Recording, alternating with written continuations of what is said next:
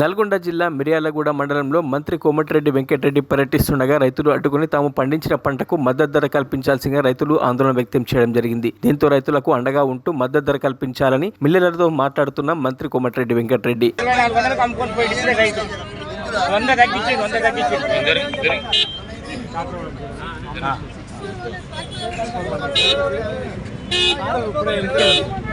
ఉదయం వచ్చి ఒక 30 ట్రాక్టర్లు కొని ఇంటికి వెళ్ళింది.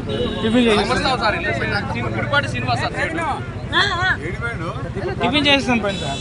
వచ్చిన ఊరికి వచ్చే రైతుల చూసి ఆగిన నాకు చెప్పకుండా నాకు గెలవగానే నీకు చెప్పినా లేదా నీకు 6 గంటలకు నీకు జాయింట్ కలెక్టర్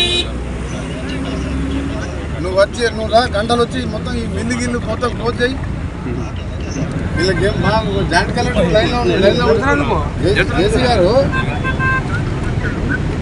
పొద్దున మీకు చెప్పినా కదా 6 గంటల మిరియాలు కూడా వచ్చి ఇప్పుడు అడవులు ఇప్పుడు మహర్షి మిల్లు దగ్గర ఉన్నా నేను నా పక్కగా అందరూ రైతులు 100 మంది మొత్తం స్పీకర్ ఫోన్ ఇంటి మీకు చెప్పింది. నిన్న పొద్దున మీకు పొద్దున ఫోన్ చేసి నిన్న పొద్దున మీకు చెప్పిందా నేనేం చెప్పినా నిన్న మీకు